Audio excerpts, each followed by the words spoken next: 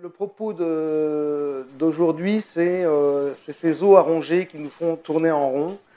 Hein, ma théorie, entre guillemets, c'est l'idée qu'on vit dans un monde d'illusions et que pour nous faire croire le contraire, ceux qui dirigent le système occupent nos esprits. Ils ont un plan pour ça, ils ont besoin d'occuper nos esprits pour arriver à leur fin, pour arriver à la fin de leur agenda. Et ils ont des méthodes, assez simples, assez basiques, qui consistent à nous donner des os à ronger. Alors, il y a deux écoles, il y a deux manières d'agir, puisqu'il y a deux cibles, en fait, grosso modo, si on veut aller au plus simple et pour le coup être un peu dans le binaire, vous allez avoir les moutons dociles, c'est-à-dire ceux qui vont être dans le consensus, dans la pensée unique, et qui vont légitimer tout ce qu'ils vont voir à la télévision, les informations, etc. J'espère qu'il y a de moins en moins de personnes comme ça, mais il y en a encore beaucoup, beaucoup.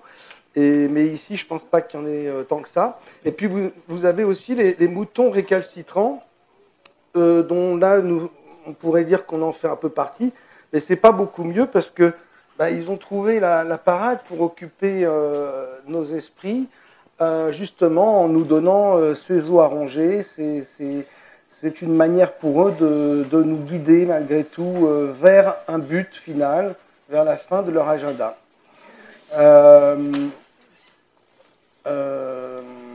Alors l'image que j'ai, mais il y en a plein, ça pourrait être Dark City, ça peut être Passé virtuel, ou ça pourrait être également le film Iceland. Je ne sais pas pour ceux qui connaissent Iceland, c'est une base souterraine dans laquelle on élève des clones. On élève des clones et donc il y a le chef à un moment, le patron de la base qui dit on a essayé à une époque une première génération avec des clones qu'on maintenait endormis, mais ça ne fonctionnait pas parce que l'esprit était endormi et le corps dégénéré. Donc ce qu'on a fait, c'est qu'on a été obligé de réveiller les clones et de leur inventer une histoire de loterie, une histoire de catastrophe, etc. Et une île qui fait en fait, qui est l'équivalent de l'espoir, qui permet à l'esprit de se maintenir et de tout maintenir en place. Voilà, on est un peu quelque part dans ce genre de situation de ces personnages d'Iceland qui fonctionnent dans un système de croyances limitantes. Et nous sommes dans un système de croyances limitantes à tous les niveaux. Et avec cet espoir, cette illusion de partir sur une île paradisiaque, etc., et de sortir de cet endroit où ils sont. À travers l'image de cette loterie, nous avons aussi le parallèle, on peut le trouver chez nous, en fait, parce que derrière tout ça, il y a une notion de sélection. Il y a une notion de sélection qu'on retrouve dans notre système à nous, qui est plus complexe, hein, mais qui est là quand même. Donc ça, on pourra en reparler. Il y a des gens qui demandent souvent, mais pourquoi ils se donneraient tous mal, nous donner tous ces os à ronger, toutes ces fausses pistes, pourquoi est-ce qu'ils nous maintiennent? Alors je l'ai expliqué, ils ont besoin de nous maintenir légèrement endormis, mais pas complètement endormis, un petit peu éveillés, pour que ça fonctionne. En tout cas, ils nous maintiennent sur une certaine fréquence, et ils travaillent à ça. À travers ce système, pour revenir à leur plan global, ils ont eux-mêmes plusieurs programmes qui nous concernent et qui se situent toujours au niveau de la sélection. Par exemple, vous avez le système des vaccins. On peut imaginer que ces vaccins sont aussi une sélection. Il y a ceux qui vont supporter les doses des 11 vaccins que nos enfants vont recevoir.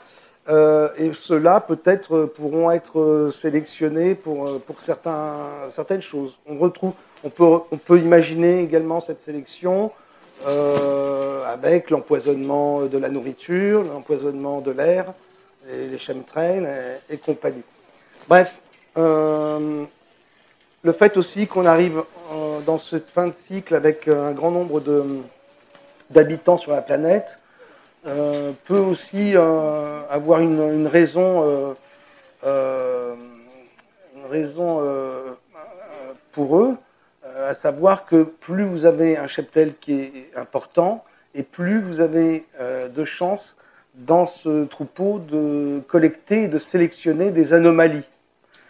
Et ces anomalies peuvent les intéresser pour certaines opérations, pour certaines choses. Ça peut être des anomalies de gens qui ont des pouvoirs, etc. Parce qu'il faut bien se dire que cette petite poignée de gens qui dirigent le système et qui sont très avancés et qui bénéficient d'une technologie que nous ne soupçonnons même pas, et ce depuis le début de cycle, ne sont pas pour autant des gens ou des personnes ou des entités qui sont suprêmement intelligentes ou qui savent tout faire. Je vous donne une image. Si vous avez quelqu'un qui a une télévision, il sait parfaitement utiliser la télévision, la télécommande, changer les chaînes. C'est pas pour autant que quand la télé tombe en panne, il va savoir la réparer. Et ces technologies dont ils ont hérité depuis le début de ce cycle, ils n'ont même pas hérité, ils les possédaient du cycle d'avant. Ces technologies-là, ils peuvent les utiliser pendant plusieurs siècles, mais à un moment, comme toute technologie, ça finit par tomber en panne. Et donc là, on peut... Alors, je suis toujours dans l'interprétation, ou en tout cas dans la supposition, hein, j'affirme rien, mais on peut imaginer que ça peut être une chose pour eux importante qu'à la fin du cycle, au moment où ces technologies commencent à tomber en panne, qu'ils aient un maximum de personnes et qu'ils puissent sélectionner parmi ces personnes-là des gens qui ont une intelligence technique, métaphysique ou autre, enfin des capacités hors normes, de façon à réparer ces télévisions et les refaire à neuf. Et là, ça peut nous rappeler le système de rétro-ingénierie dont on parle beaucoup en ufologie, les travaux sur l'antigravité, etc., sur les vaisseaux antigravité, après Roswell, etc. On peut supposer qu'il y a également des bases qui travaillent, donc des bases secrètes qui travaillent. Ces bases secrètes, qui sont des bases militaires, la plupart du temps, peuvent être entre les mains de ces gens-là. Et ces gens-là sélectionnent des personnalités qui ont les capacités de reproduire leur technologie qui, par l'âge, finissent par devenir défaillantes. Et dans cette logique, c'est un peu normal que depuis un siècle, nos technologies ont augmenté terriblement et ont fait un bond en avant immense parce que justement, on arrive à la fin du cycle et qu'il faut qu'ils repartent pour le prochain cycle avec des technologies à l'état neuf pour être tranquille pendant quelques siècles. Et alors, on a tout d'un coup une surpopulation pour une sélection plus grande et une initiation à la technologie de masse pour que les meilleures personnes, enfin les plus compétents du troupeau dans ce domaine de ces technologies soient repérés et sélectionnés pour travailler ensuite sur des choses plus sérieuses à leurs yeux. Bref, voilà, ça c'est ma petite intro. Alors, on va là, pour commencer, j'ai envie de vous parler de la NASA. Vous savez que la NASA, c'est un peu... depuis 15 ans, c'est un peu mon cheval de bataille. Je m'amuse... Enfin, oui, ils m'ont bien baladé, et puis je leur rends un peu la monnaie en ce moment. C'est tes clowns préférés.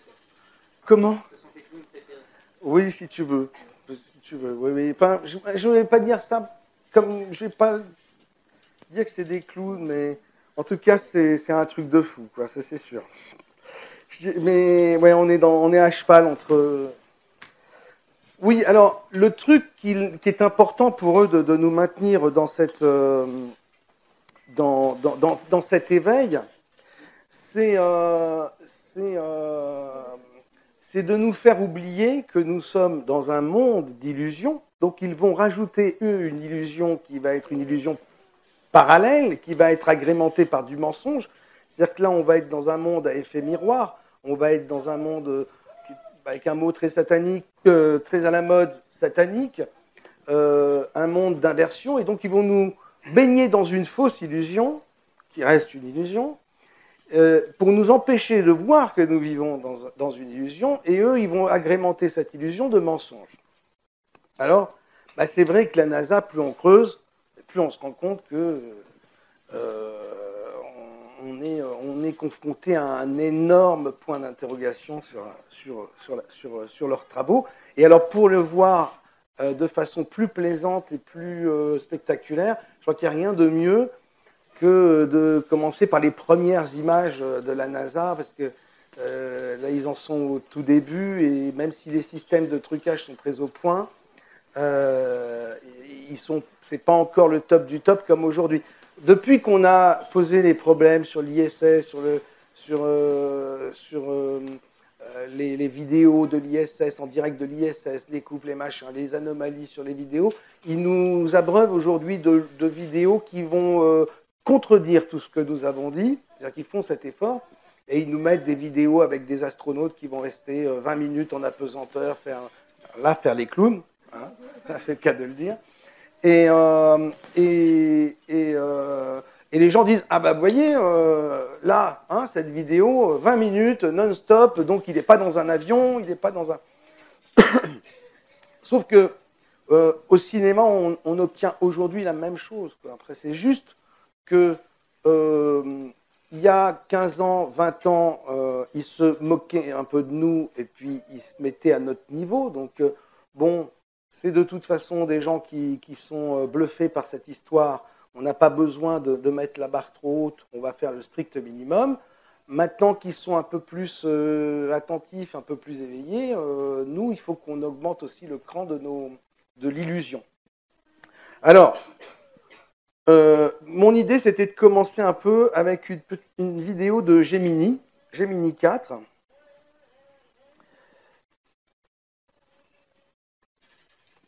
Ouais, bon, ne vous inquiétez pas, le mot de passe va me revenir. Voilà. Parce que c'est une des premières sorties extravéhiculaires. Enfin, c'est la première sortie extravéhiculaire des Américains. Et donc, je pense que c'est comme la première sortie extravéhiculaire des Chinois, il y avait plein de choses intéressantes dessus. Pour moi, c'était la première fois que je voyais une imposture.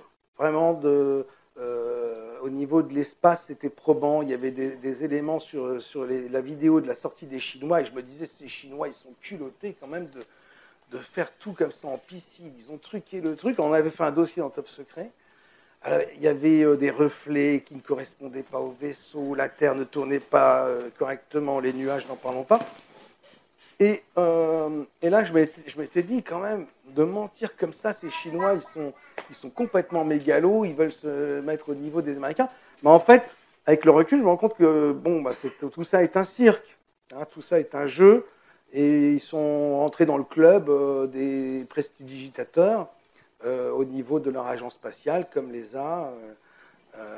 Et donc, simplement, comme il manquait un peu d'expérience et qu'ils étaient un peu enthousiastes, inexpérimentés, ils ont fait quelques erreurs, comme par exemple balancer sur Internet tout le commentaire de la mission la veille de la mission. C'était un peu embêtant, seconde par seconde. Enfin bon. Bref. Et alors Gemini 4, intéressant parce que justement, c'est les balbutiements de ce grand tour de magicien qui s'appelle la NASA. Alors, vous allez voir que c'est pervers. Hein. Tout ça est quand même compliqué. Alors, il n'y a pas de son là, c'est curieux. Parfait. Ah, c'est plus sympa. Bravo. Mon ami Sofiane. Ah bah. Alors, donc on est. Alors, vous allez voir comment c'est quand même un peu pervers cette histoire.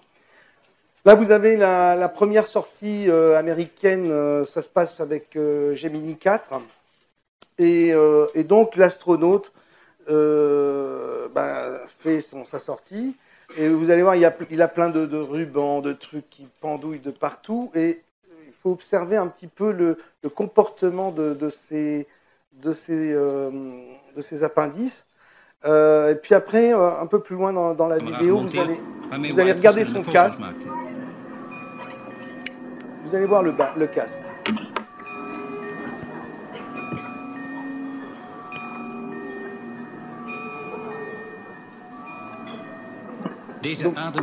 Donc après, le comportement des rubans, moi je ne sais pas, mais ça me paraît bon. Je ne suis pas un spécialiste du vide. Et là, voilà cette... Alors, donc là, prétendument, c'est une bande qui n'a pas été coupée. D'habitude, cet enregistrement s'arrête à un certain moment. Et là, ils ont eu dans le pays. Voilà. Et, alors c'est vrai que quand on voit ça, voilà. Et quand on regarde attentivement, moi j'ai eu l'occasion de la regarder en gros plan, cette vidéo de trafiquer, mais vous avez ici, là où j'ai la souris, vous avez deux ingénieurs de la NASA qui sont dans une salle, vous avez un labo, et ils sont en train de discuter. Et alors quand vous voyez ça, vous vous dites, waouh, c'est extraordinaire, etc. Et cette vidéo, elle ne circule pas tant que ça. Ils discutent, voilà. Bon, voilà. Donc, alors, moi, je m'intéresse beaucoup au ruban, par contre. Maintenant, je vais vous montrer une autre vidéo de Gemini, qui est une vidéo qui est d'une autre caméra. Et puis, vous allez comprendre que peut-être que l'anomalie ne se situe pas du côté des, entre guillemets, des moutons récalcitrants ici, et qu'on est peut-être devant un os à ronger aussi. Peut-être, hein, peut-être. Mais j'ai l'impression que la mariée est un peu trop belle.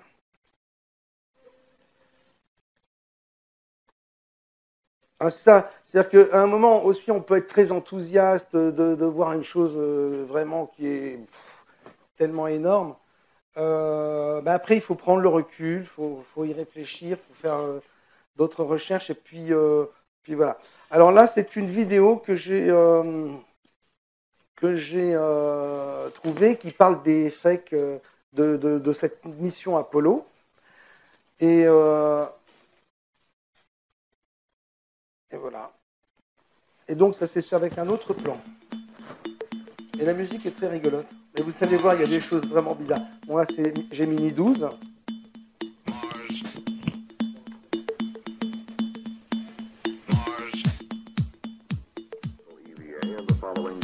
Alors là, c'est pareil, c'est des documents qui ne sont pas vraiment... Ça, c'est des documents officiels.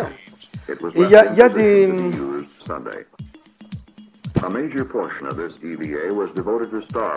Et après, le gars dit, mais moi, j'ai eu les documents qui n'ont jamais été montrés.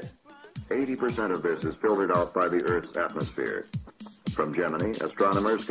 là, salut, machin, salut américain, on est dans l'époque, hein, les 60. Et là, vous voyez, il y a des sauts bizarres d'images.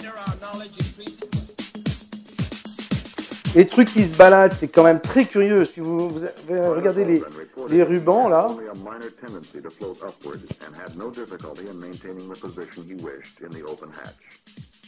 voyez, il tombe. Par quelle apesanteur ce truc tombe? Voilà, donc là, il explique que les trucs de ces éléments qui suivent, là, n'ont pas été rendus publics. Alors, je ne sais pas si c'est vrai, il faut toujours se méfier, mais quand même, c'est assez marrant. Donc là, on est dans la vidéo en noir et blanc. Les trucs se baladent. Il est en train de mettre un câble pour pouvoir se raccorder, etc. Et vous allez voir la nacelle. Regardez ce qui se passe, là.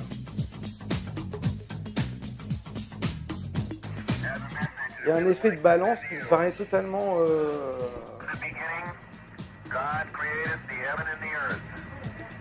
totalement invraisemblable. Et je sais, je n'ai pas la source, donc... En tout cas, de toute façon, c'est pas des images qu'on a montrées, ça. Par contre, c'est intéressant quand on les compare avec les vraies images. Ça donne un peu le vertige, hein, le tournis. C'est vraiment spécial.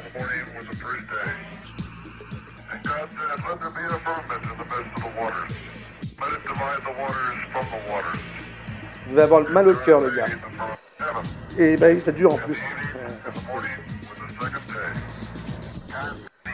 Ça me paraît être impossible en orbite de se retrouver dans une situation comme ça. Ben oui, et ce fond d'écran, il est de quelle origine? Alors, on va aller plus loin. On regarde les rubans, comment ils se déplacent, là. Ouais, c'est ça. À un moment, il y en a un qui part à la verticale à la fin de ce passage-là. Ici, là. Vous allez voir, regardez sa cuisse gauche. Vous voyez, il y a vraiment des mouvements. Et là, ici, la cuisse gauche. Et hop, comme s'il y avait un ventilo, je sais pas. Alors maintenant, on va voir d'autres images.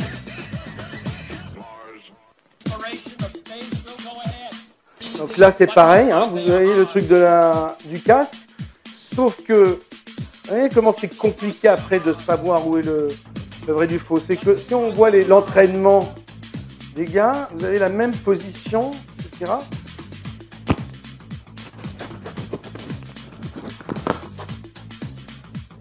Et vous allez voir après comment c'est encore plus troublant.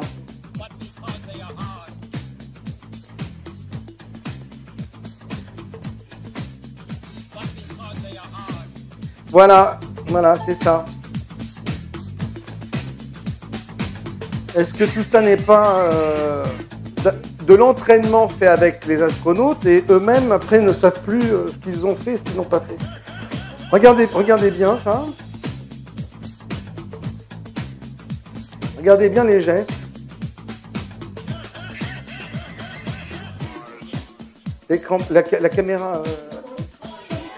Ah oui, pardon, bah, voilà. Dommage. Vous avez vu quand même le petit passage ou pas du tout? Regardez. Regardez l'entraînement de Gemini. Là, c'est tiré par des câbles, je suppose. Enfin, là, c'est les images officielles, mais regardez bien les mouvements. Et là, vous avez l'entraînement.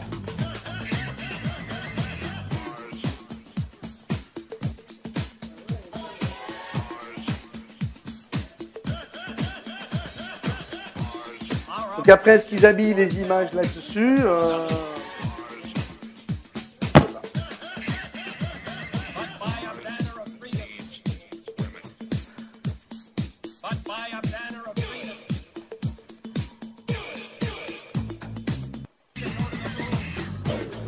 Après, ils rajoutent des câbles, enfin bon... je sais pas.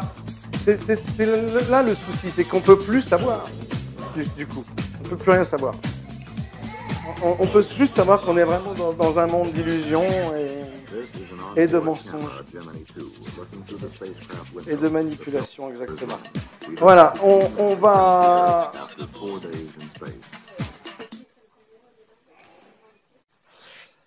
On va arrêter sur Gemini et là j'ai envie de vous proposer, pour ceux qui connaissent mon travail et qui ont envie un petit peu ou qui ont des questions à me poser, ce pourrait être le moment. On pourrait parler de la NASA. Sur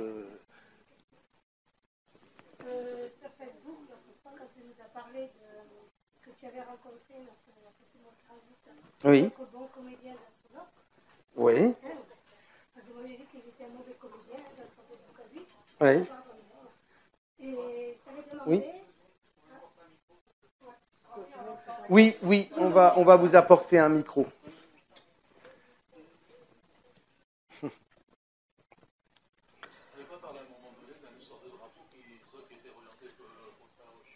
Oui, ça c'était sur la Lune, le drapeau planté. Mais alors, voilà. Mais le souci, c'est que là aussi, le truc, c'est qu'il faut savoir que ce sont quand même des experts en mensonges, puis c'est eux qui tiennent tout, donc ils peuvent tout refaire, recommencer, à la limite. Donc en fait, l'histoire officielle du truc, c'est que justement pour faire ce mouvement de drapeau, quand ils plantent le drapeau, à chaque fois, vous aviez l'autre astronaute qui tirait des filins. Et on le voit sur certaines vidéos, effectivement, qu'ils tirent ça et que voilà. Mais après, évidemment, sur certaines vidéos, on ne voit pas ces filins, on ne voit pas l'autre astronaute, etc. Alors, est-ce que tout ça ne sont pas encore des os à ronger pour nous perdre finalement et pour nous empêcher de regarder l'essentiel? L'essentiel, c'est qu'on est dans une matrice artificielle et que tout est possible. Tout est possible et